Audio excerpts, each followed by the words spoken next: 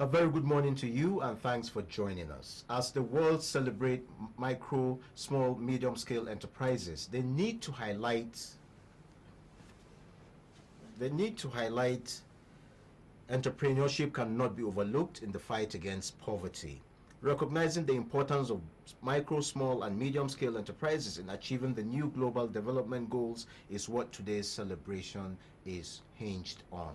According to the National Bureau of Statistics, about 112 million Nigerians, representing 67.1% of the country's total population of 167 million, now live below poverty line. The program is Frank Talk. I am Alpha Jackden. In today's episode, we will be looking at defeating poverty. Poverty is general scarcity of the state of one who lacks a certain amount of material possessions or money. It is multifaceted concept which includes social, economic, and political elements. Joining me in the studios is a financial consultant, Mrs. Kai Gamde, who will show us how best we can pull the largest chunk of our population out of poverty. Thank you so much for joining us, ma'am. Thank you. We're glad you're Alva, here. thank you for having me here. Thank you so much. Let's begin this way. What can we liken to as poverty? Or what is poverty? You said some of it, but my own simple definition, which I take from the dictionary, is usually a state of destitution, impoverishment, hardship. Some people get into a poverty state when they're even literally begging, bankruptcy, insolvency. You could almost say being a pauper. So scarcity, deficiency, debt, shortage, just not being able to provide for yourself basic needs, not being able to feed, not being able to have water, clean water, not be able to wear clothes, to provide, to live the normal life, just the basic requirements as Maslow would define it in his hierarchy of needs, just the basic level of what it means to survive. So at that level, when you don't have any of those things, you could be termed as poor or being poor. No doubt this is multifaceted, but I also want to find out from you. In a nation of an estimated 167 million people, when you hear that well over 67% of that population lives below the poverty line, what comes to mind? It's really, really saddening, so at the end of the day, so a country like ours, and you have so many people, so much resources are available. So it's really disheartening knowing that people who are in the same country, and there's so much gap between those who have and those who have not, and those who are below the poverty line. So it's really disheartening. Really. What can we trace to basically as probably causes, or do we call it sources of poverty? Yeah, so generally there are people who probably were just born poor. So you're in a family where your father couldn't provide, your parents were just not able to meet up. So there are sources like the kinds of careers that people choose. So if you're in a country like here and like in Nigeria, where people you don't even have the basic opportunity to go to school, so you don't have that opportunity where you chose a course. So the course you studied, if for instance you have a course that you studied, at the end of the day you come out and you're not able to get a job. So the circle starts. You're not able to get a job. Then you come into the economy where the economy is struggling, just like we have now. So a graduate who came out 2-3 years ago and hasn't been able to get a job, he has a family background which is termed as poor, is also now coming into the circle continues for him. There are also certain things like the circumstance, the environment.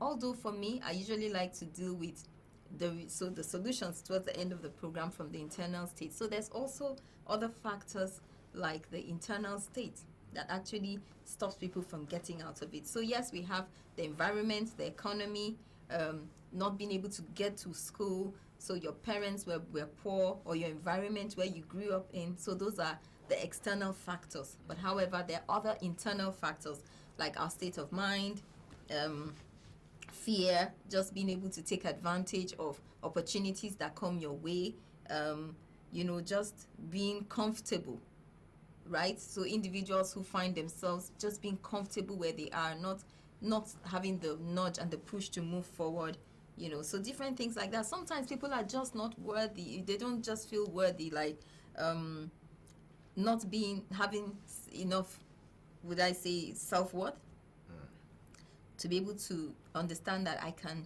take the next step and move forward.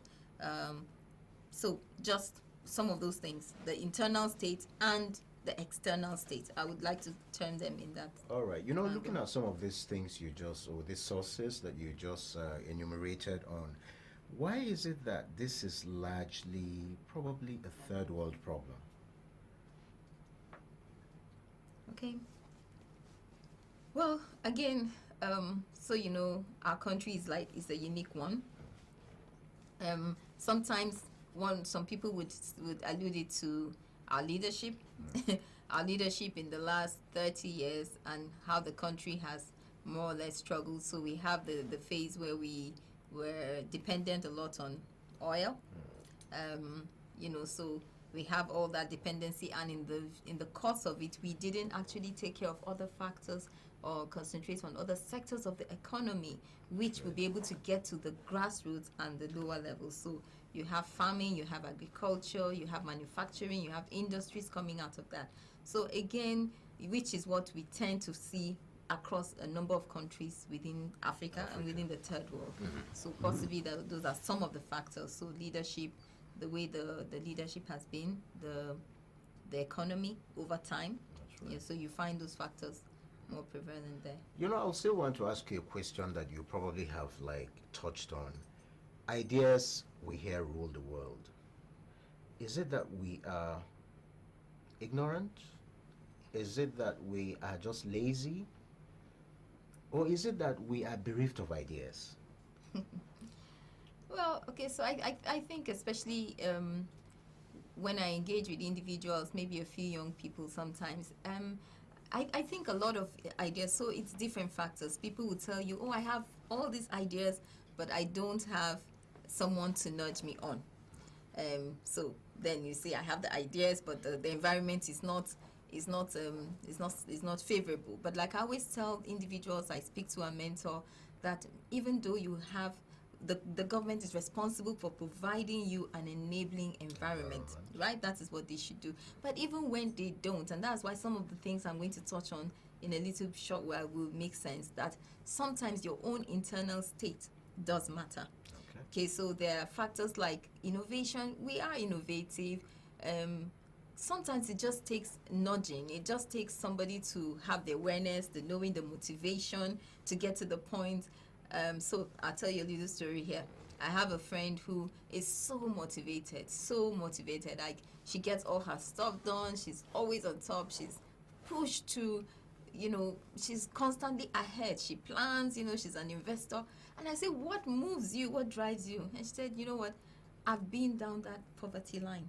So for her, is away from that poverty story where there was so much poverty at home, they could barely afford to do anything. And when she left home, she made up her mind that this is going to be the last time I'm going to walk down that path. So that for her was an internal thing that woke her up to say, you know what, I would not, so I'm going to work hard, I'm going to do everything I need to do. I want to break this So circle. irrespective of the economy, irrespective of what's going on around, it was an internal decision from the inside that I'm going to, move forward and do what I needed to do in my life. But on the other side, you have one or two people that will tell you it's the economy, it's the government, and truly so.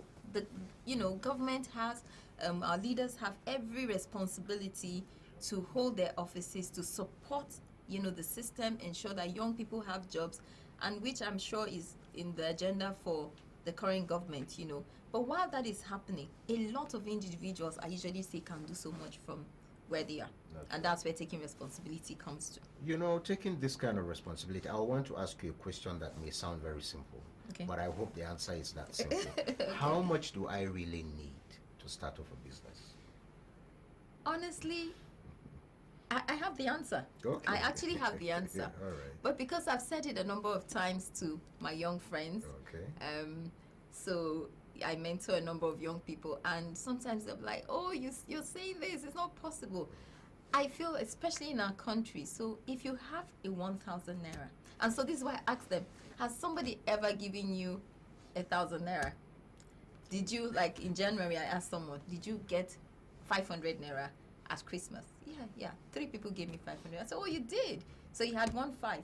You could have started a business. With 1,000 naira, you can buy moi moi in our economy today.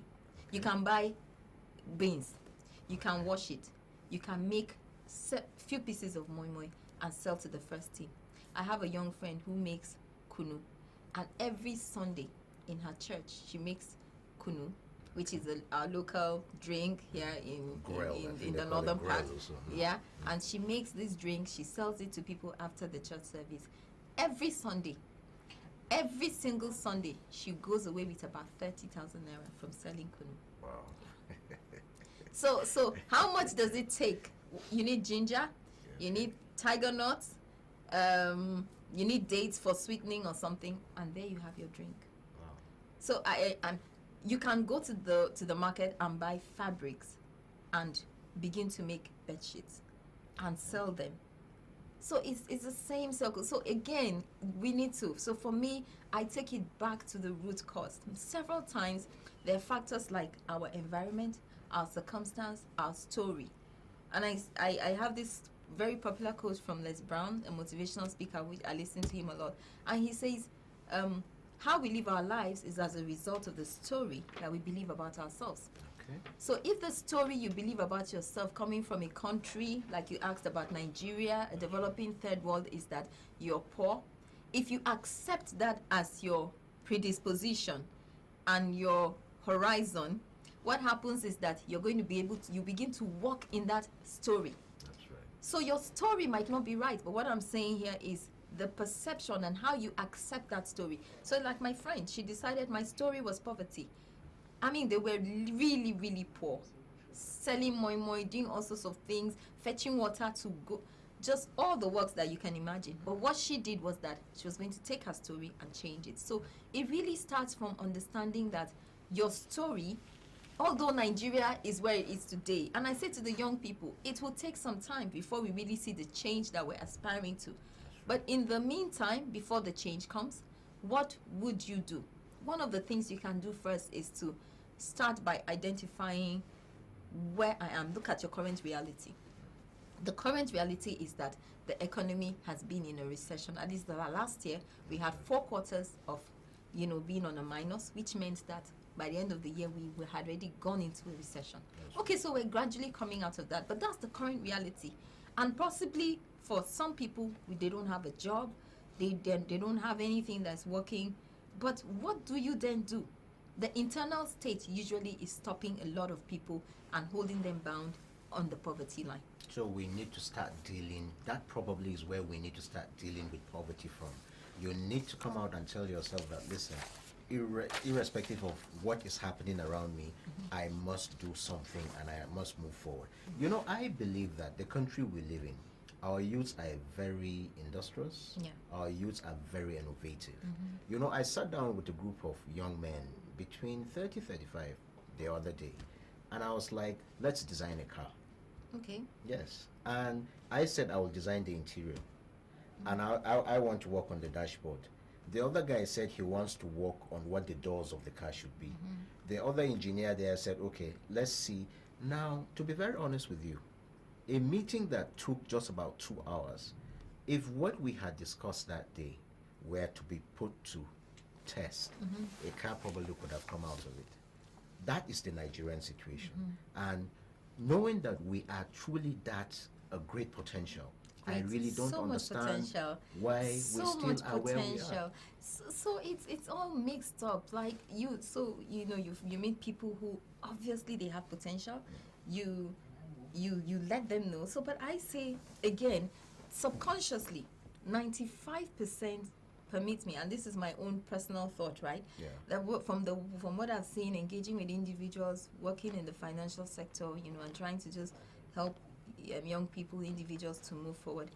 Um, I've seen that a lot of it has to do with the 95% in the subconscious state. Okay. So a lot of it is your experience, your story, which you haven't changed, the unconscious beliefs, your expectations, the things that are at the base internally, and they're not allowing you move forward. And somehow, some of these things are things you have come to accept. Yes. So over time, you see a 40-year-old, 30-year-old moving, and what it is, for instance, someone who would just, you heard well growing up that your parents said to you, money doesn't grow on trees. This is Nigeria. Nigeria has always had we've always had one thing. It was SAP or something in the 80s, and how you're thinking of making millions. So for someone, in their minds, where they come to resolve is money. I'm not meant to have money. I just need to get by.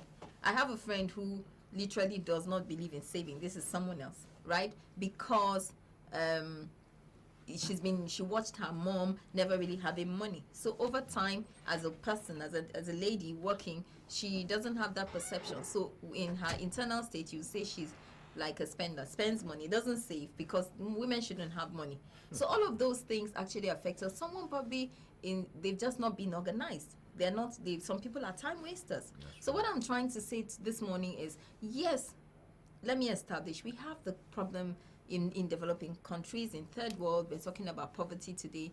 Those things exist, but while they're on, there are certain things you can do as an individual to move you from point A to B. That's right. Absolutely, so many. And the first thing is dealing with your internal state of mind.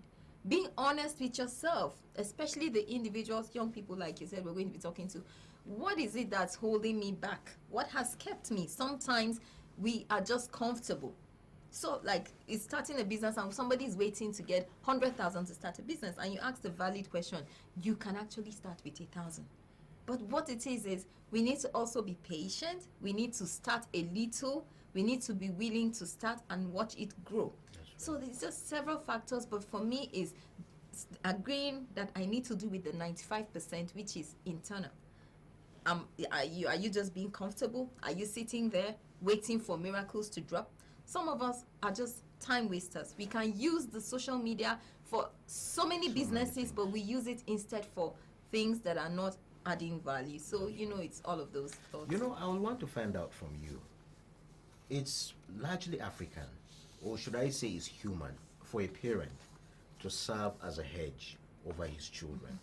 But there's this thing that happens more so in our part of the world, where daddy pays for primary school, daddy pays for secondary school, daddy pays for university. Most times, the only value you probably add to yourself is the certificate you get at the end of the day. What I'm heading at is, can we begin to see people add value to themselves, maybe by taking holiday jobs? Little things like that. Because if you came up that way, it's almost impossible for you at 35 to be lying down in your father's house, believing there's nothing I can do. Absolutely. Because you're waiting for a job somewhere. Absolutely. You're waiting for some promise somewhere. Meanwhile, there's a lot you can do for yourself. And so, like, for me, I've seen that so much. Like, people are waiting. So there are opportunities. So, for instance, you could start a little business, but we're waiting to get the job that pays you the bare minimum. And I say to people, even in your job pays you what the employer has determined is the peg. You decide, I want to earn X amount, and go and work on it. That's the difference between people who sit and decide, I want to do a business and grow it. So there's no limits, right? So the other question is, parents really do have a serious role to play in exposing children young enough. You find people, I have another friend, so many of them around me. This one started business early because she watched her mom.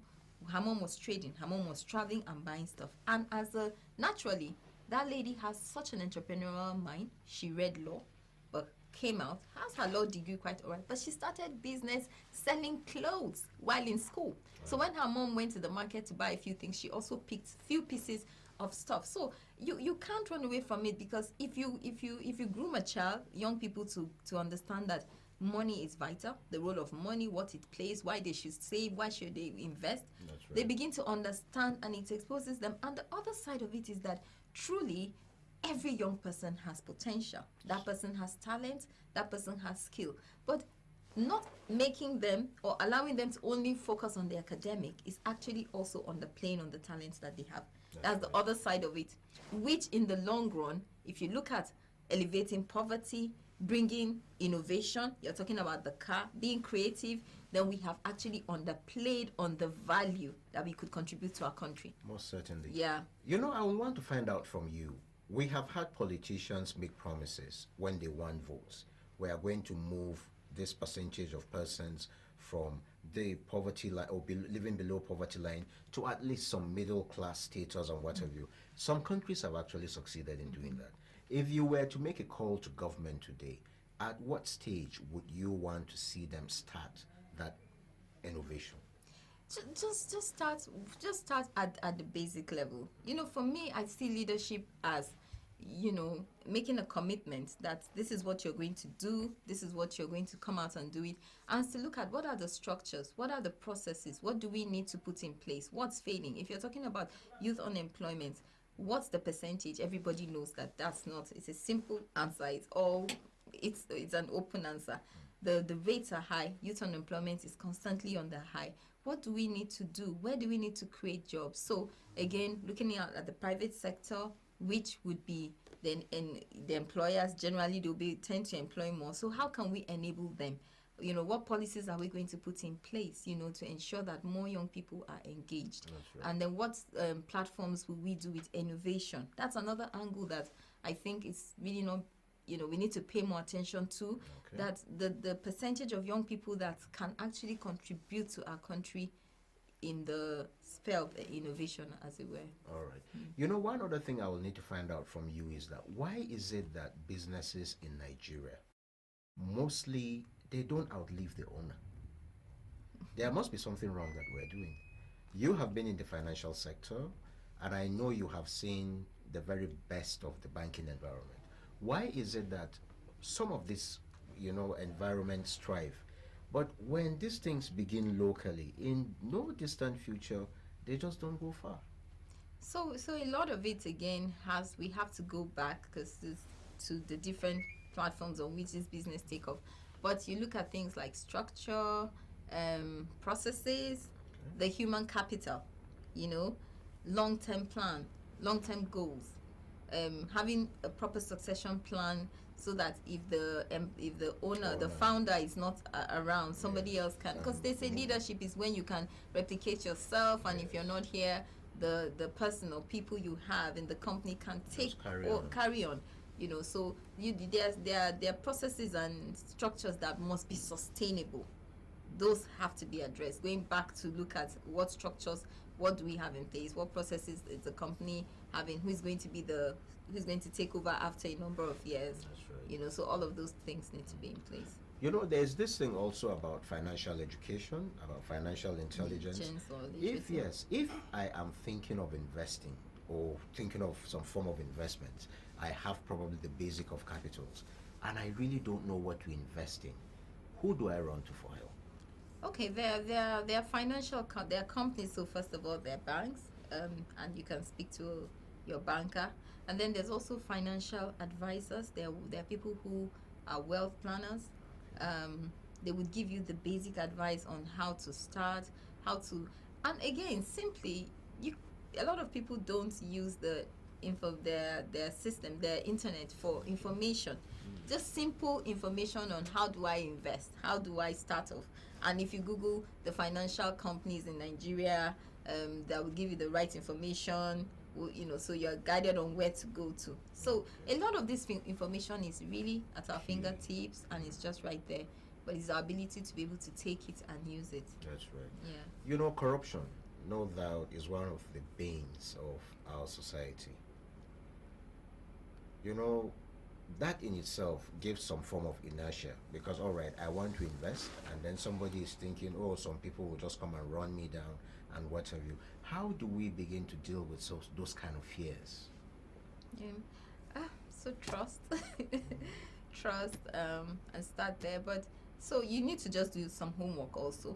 You need to look at who you're going to be partnering with, who is it you're going to be working with, what is their background, the basic checks that need to again, that has helped people from not moving. And so, there are one or two people that would say, you know what, I'm not going to. I've heard people say, I'm not going to give my business plan, and because somebody is going to take it and run with it. I say, okay, so do a summary, just a brief summary of an intro or a sketch of what it is you're proposing, and keep the bullet of it. Details. No details, you know. And then at the point when you get to understand that you're moving forward, you can have a memorandum of understanding on agreement that, you know, can protect you in case of anything, especially in the initial, if you're not sure, you know, there's a trust issue right there.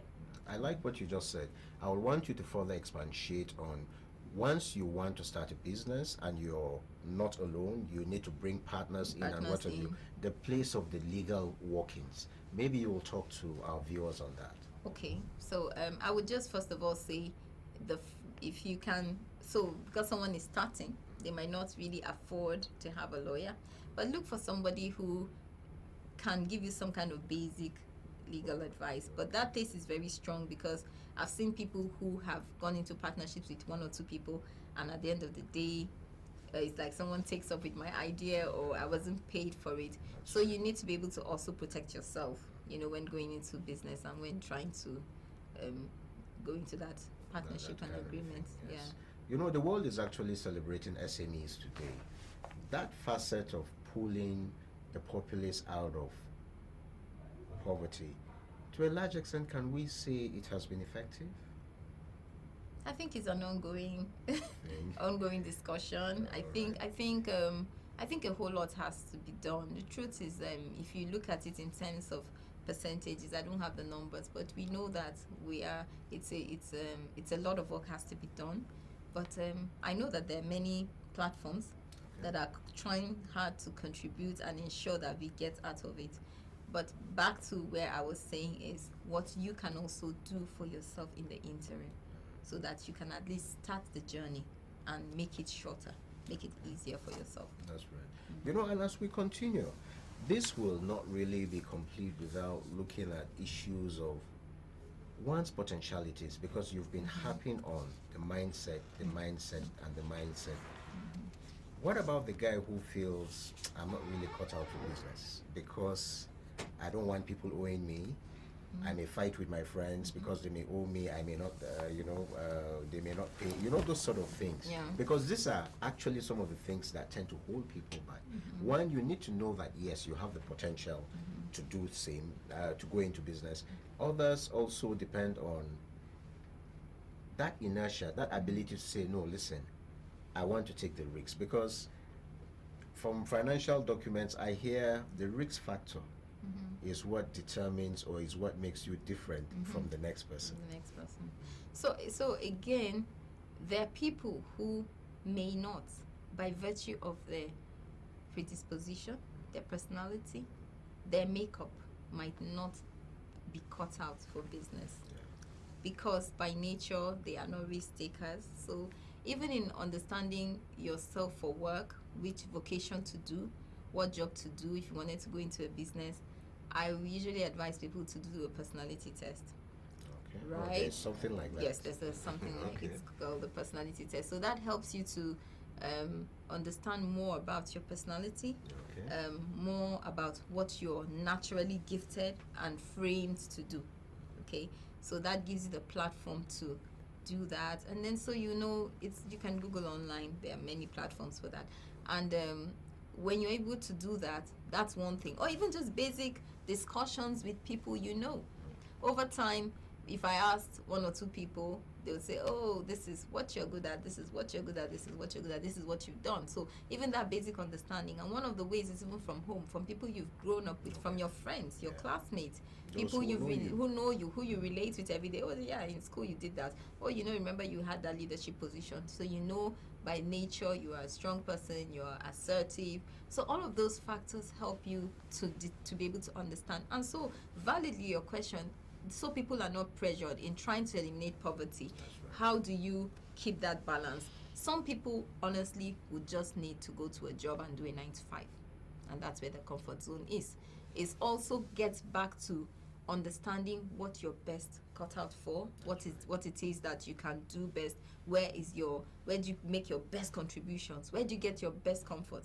Because while I was at the bank some years ago, and you have people who are working and constantly under pressure because they're doing a sales role and they're not fit for the sales role. That's right. So they by nature they're more The office time. they're more quiet, they're more reserved, and they're not the kinds of people that like to meet people, but their job constantly is asking you to go meet people. They don't want to talk to anyone. They rather sit up and talk to the systems and communicate with computers, but they're out there trying to relationship management and build relationships. So one of the things also, so it's a very soft area, because people will say, well, I don't have a job, I just take on any job. Take on the job, but ultimately over time find out which area is best suited for you. That's right. Ultimately, because you thrive in the place of where you're doing your best. You only thrive when your values, your passion. personality, your passion, all of them come together and there's a congruence. That's when you really get your total person. That's right. So if you're operating in a place where you're struggling, where you are just doing the job because that is what it is, do it ultimately because that's what you have. But then again, work on your skills. Look at what are your talents, what are your skills, what else can you do. And that's where, for me, with especially the young people listening to me in our country, young people have time. It's called the leverage of time. Time is such a leverage that you can use to take away poverty. It's so much time, especially when you're between the ages of in your 20s to your 30s, when you haven't started a family, you don't have young ones you're taking care of, you're not paying school fees. That time is so much, it's heavenly. Wow. Some people have spare time which they don't use. That's right. So again, you are talking about innovation in eliminating poverty. You can only innovate when you're able to have the time to think, That's right. to look at what else can I do. So you might be earning less than minimum wage, or just minimum wage, or you don't even have a job. But the point is, if you can sit to think, because the opportunities are all around us, right? That's right. The opportunities every day. So it's a recession, or we're just gradually coming out of a recession, but you'll be amazed to find out that there are people who are making it legitimately. That's right. Like I told you about the lady who sells, if you sell 30,000 naira every Sunday, Every then maybe Sunday. in a weekday you have another 10 or so. 10. You're making the salary that a banker Yes. is not making in the Making country in a today, month. in Yeah. a month. Wonderful. So it's innovation and the timing, and it's also even the idea to innovate is a leverage. That's it. So there are certain things that when we're poor we can leverage on.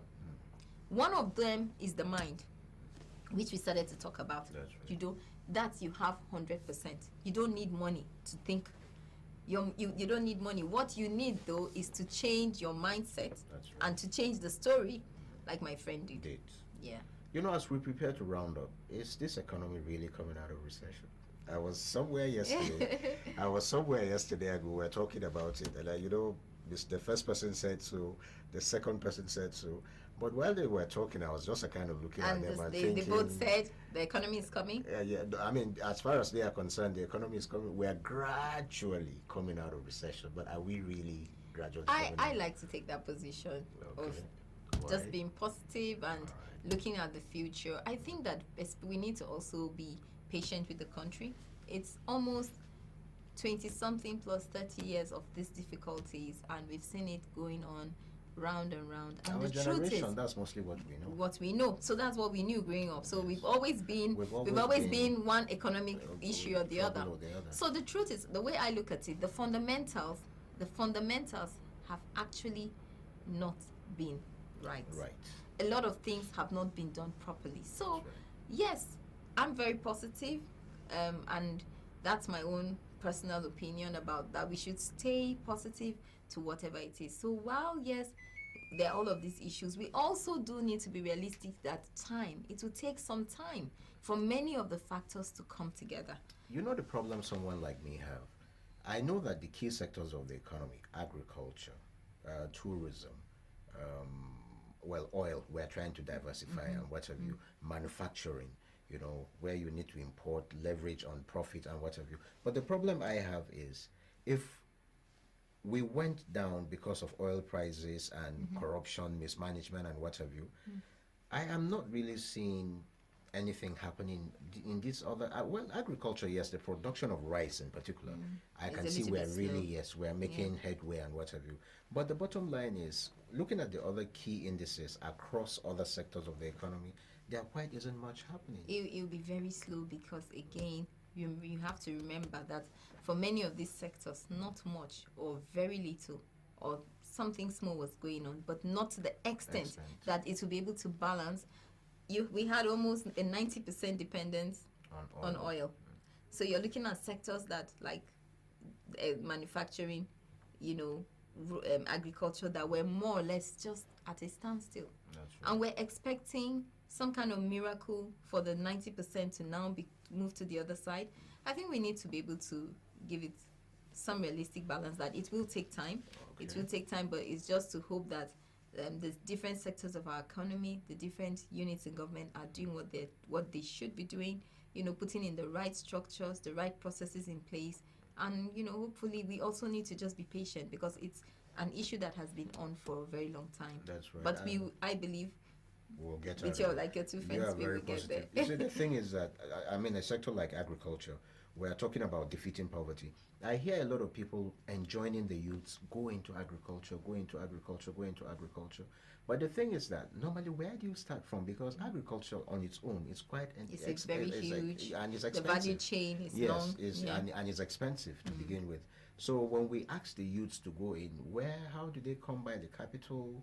You know, those sort of factors. But I know that there are different Things you can do. different agencies that have structures, that Okay. have information. They're doing different programs. There's partnerships with, and there are also loans that are being given. Yeah. Okay, so more information that people can find out on which agency to go to. What can I have? And there's also another area that we don't usually or we ignore a lot is partnership. Okay. So if you, because again you have to look at the value chain, you know, in agriculture, it's very long, it's very wide. Okay. Is to look at which sector do I want to play in, who has the right expertise that I can work with. You know, is it a group of youth in a community that can come together?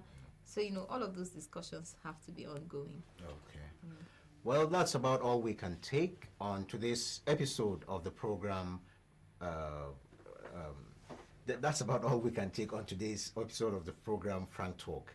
Thanks for having stayed with us, Kai. Thank you so much for having come here to share your perspectives with us. I am very enriched, and I know those out there too are the better for it. It's time to take action. You have heard, we can all defeat poverty, and all we need to do is to have the right mindset. A lot has been enumerated. I hope you did listen. Do stay tuned to PTV and take your time to join us same time tomorrow for yet another interesting edition of the program, Frank Talk. Thanks for joining us. I Thank you am very Alpha much. Jackson. Thank you. As always, thank you. Thank you very much for having me. Yeah.